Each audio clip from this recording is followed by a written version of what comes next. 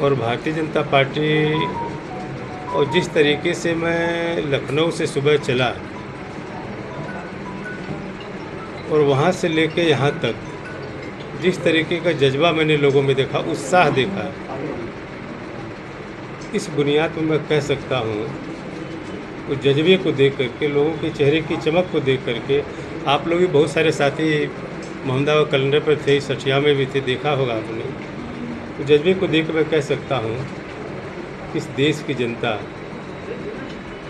इस देश के यशस्वी प्रधानमंत्री आदरणीय मोदी को तीसरी बार फिर प्रधानमंत्री बनाने का संकल्प ले लिया है। जिस तरीके से उत्तर प्रदेश में योगी जी के नेतृत्व में इस प्रदेश का चतुर्दिक विकास हो रहा है, जिस तरीके से इस प्रदेश में अमन चैन कायम है, उस आधार पर मैं कह सकता हूँ कि हमारी सरकार ने किसी जात की बुनियाद पर नहीं, किसी धर्म और मजहब की बुनियाद पर नहीं, बल्कि इस देश में जो बेबस लाचार, जो आज़ादी के 70 साल तक अपनी पूछ और पहचान के मुहताज थे, सबके मान सम्मान के लिए काम किया है। आज मोदी जी के नेतृत्व में, योगी जी के नेतृत्व में, इसलिए मैं कह सकता हूँ कि उत्तर प्रदेश में भी 80 पार्लियामेंट की सीटें जो हैं 80 की 80 फिर जीत करके मोदी जी को प्रधानमंत्री बनाने में उत्तर प्रदेश का सबसे अहम रोल होगा। पता चला आप अपनी ही सीट पे उपचुनाव लड़ने जा रहे हैं भाजपा से। अब पार्टी, मैं तो भी भारतीय जनता पार्टी में शामिल हुआ हूँ एक सिपाही के रूप में। बाकी हमारा केंद्रीय नेतृत्व प्रदेश से जो तय करेगा हम उसका पालन करेंगे। सपा से वापस आए, सपा में जाने की ग्लानि थी। सपा से आप वापस आए हैं बीजेपी में, सपा में जब थे तो ग्लानि महसूस हुआ वहाँ पर? जरूर ऐसा था, तभी तो विधानसभा के सीट सत्र में आपसे मेरी बात हुई थी तो आप बोले थे कि अखिलेश यादव के साथ और पिछड़े समाज के साथ मैं रहूँगा और मैं बोलूँगा। 3-4 महीने में ही ऐसा क्या बदला कि फिर विचारधारा के बीच? मुझे नहीं पता, मैंने आपसे ये सब बात किया होगा, में मुलाकात हुई, मुझे ये पता नहीं, लेकिन ज़रूर है कि आज पूरे देश का, केवल प्रदेश का नहीं, आज पूरे देश का जो वंचित समाज है, पिछड़ा है, चाहे अगड़ा हो, अकलियत के लोग हों, अति पिछड़े हों, दलित हों, आज सारे समाज का भरोसा अपने देश के यशस्वी प्रधानमंत्री आदरणीय मोदी जी के नेतृत्व में है। आज पूरे देश में देख लीजिए, प्रदेश का देख लीजिए कि आज उसी क्रम में मैं भी हूँ, बहुसियत पिछड़े समाज से आता हूँ और सारे लोगों का जिस तरीके से पूरे क्षेत्र का भी दबाव रहा, क्षेत्र के लोगों की चाहत भी रही। ये तो क्षेत्र के लोगों का था कि लोगों ने हमेशा हमें सम्मान यहाँ से दिया है। और जिस तरीके से उत्तर प्रदेश की सरकार में, देश की सरकार में माननीय मोदी जी और योगी जी के नेतृत्व में सारे समाज के लोगों का सम्मान है, आज उसी क्रम में, इसलिए मुझे सपा में छोड़ने का कोई गम नहीं, क्योंकि मुझे हमेशा सम्मान भारतीय जनता पार्टी ने हमेशा दिया है और आगे भी जो जिम्मेदारी दी उसको मैं ईमानदारी से पूरा। मंत्री जी 5 साल आपको बीजेपी ने मंत्री बनाया था, चुनाव के पहले आपको बहुत घुटन हो रही थी, 1 साल में भाजपा में क्या बदल गया, योगी सरकार में क्या बदल गया कि आपको अच्छा लगने लगा? देखिए, बहुत सारी चीज़ें, हमारी पार्टी बहुत बड़ी है, बहुत सारी चीज़ें मैं जो पार्टी फोरम पे कह चुका हूँ और कहता हूँ, मैं आपके बीच में नहीं कह सकता वो चीज़। ये हमारे पार्टी का अंदरूनी मामला है। 1 साल में क्या बदला बीजेपी में? 5 साल मंत्री रहे तब घुटन हो रही थी, जो घुटन कहाँ से खत्म हो गई 1 साल में? पिछड़ा समाज के लिए किया है योगी सरकार में हो गया, समाज का अपमान हो रहा है बीजेपी में। देखिए, ठीक है, मैंने इस बात को रखा था और आज भी मैं अपने केंद्रीय नेतृत्व भी मेरी बात से इस बात को सहमत है कि आज वो पिछड़े समाज के हिस्सेदारी, भागीदारी के लिए आप देख लें, पार्लियामेंट से लेकर असेंबली, विधान परिषद से लेकर विधानसभा तक, और आज भी जिसकी चर्चा आप लोग कर रहे हैं, और दूसरी पार्टी को देख लीजिए जो पीडीए बना रहे हैं, और भारतीय जनता पार्टी को देख लीजिए जिसका रिजल्ट आपके सामने आ जाएगा कि कहाँ पीडीए है। योगी सरकार में पिछड़ों में क्या हुआ बताइए? 1 सालों में 5 साल आप थे मंत्री, बताया कि लास्ट में बताया घुटन हो रहा था, अब क्या घुटन खत्म हो गया? योगी कुछ कर रहे हैं? नहीं, देखिए, इस देश के प्रधानमंत्री आदरणीय मोदी जी, जो केंद्र की हमारी योजनाएं हैं, चाहे इसमें दलित हो, एसटी का हो, पिछड़ा हो, पिछड़ा हो, अकलियत हो, गरीब हो, वंचित हो, सबके लिए योजना, कोई भेद नहीं है। राज्य सरकार नहीं कर रही क्या कुछ? नहीं, मेरी बात सुनिए, तो मैं उसी क्रम में कह रहा हूँ, जो हमारी केंद्र की योजनाएं हैं आदरणीय योगी जी के नेतृत्व में आज दरवाजे दरवाजे पे पहुंच रही है। कहीं भी भेद नहीं है कि पिछड़ा है तो इनको नहीं मिलना चाहिए, ये अगला है तो इनको वंचित करना चाहिए, ये दलित या मुसलमान है। आज जितने भी आवास मिला है, चाहे खाद्यान्न हमारी योजना है, किसान सम्मान योजना है, हर गरीब तक आज पहुंचाने का काम आज केंद्र की जो योजना है जब भाजपा आदरणीय मोदी पार्टी जी छोड़े थे तब नहीं मिल रहा था। एक साल क्या? पहले नहीं मिला था क्या? एक साल पहले नहीं मिले थे क्या? छोड़े थे। नहीं, मैं उसकी बात करूँ, तब भी मिल रहा था, आज भी मिल रहा है। आप बोले थे कि की बात नहीं सुनी जाती थी, इसी वजह से पार्टी को हमने छोड़ दिया। नहीं, अब क्या ठीक सुनी है, जा रही है देखिए, बात? कहीं न कहीं कुछ अनदेखी की बात होती जो मुझे आशंका थी, लेकिन आज वो सारी चीज़ों पर मेरी बात भी हुई है अपने प्रदेश के नेतृत्व से, केंद्र के नेतृत्व से।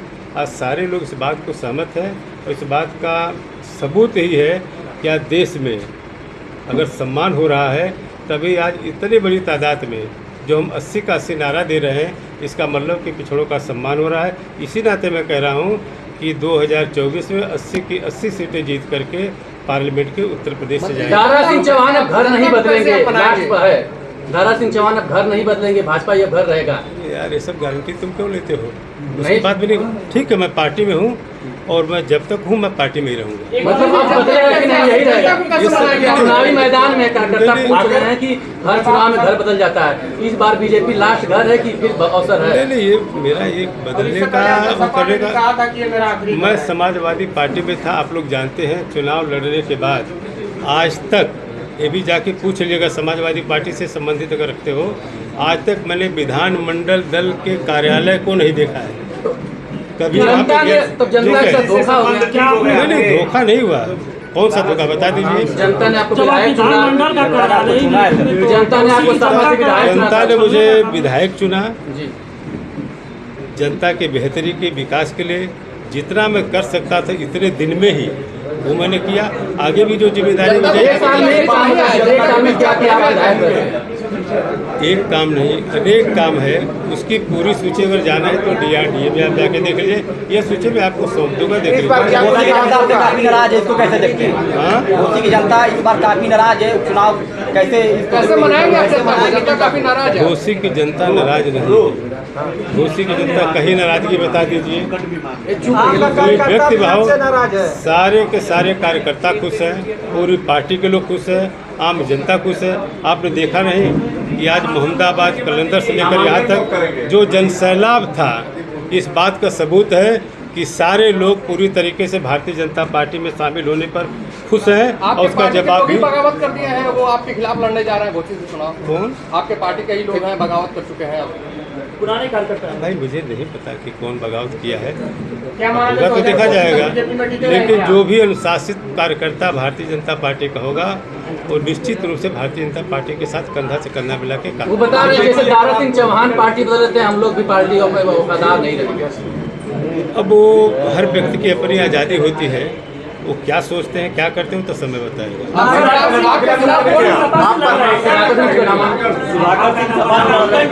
नामांकन कब करेंगे आप?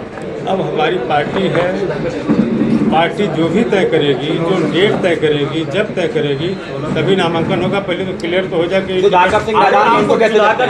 सुधाकर सिंह मैदान में अगर आपको टिकट मिलता है बीजेपी से तो आपके सामने एक समाज दावा नेता है सुधाकर सिंह, कैसे टक्कर पिछली बार केवल 1700 वोटों से सुधाकर सिंह हारे थे, इस बार कैसे निपटेंगे? कैसे टक्कर कितना ज्यादा कोई विरोध भी के बावजूद? भारतीय जनता पार्टी के खिलाफ कोई कंडीडा में किसी का नाम नहीं लेता और किसी पार्टी से आए, हम कहते हैं कोई लड़ाई नहीं भारतीय जनता पार्टी से लड़ सकता है और भारी बहुमत से भारतीय जनता पार्टी जीत आपने सकती है। सपा से भाजपा को हराया था अभी पिछले चुनाव में।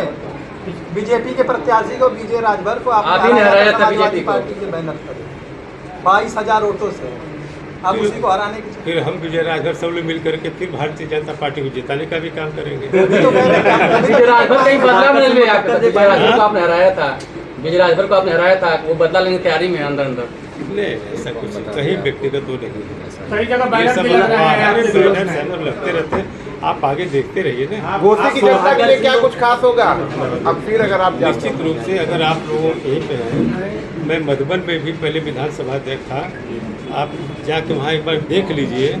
जो आज़ादी के 70 साल में काम नहीं हो पाए थे वह विकास मैंने किया था। एक तो उदाहरण है वहाँ का।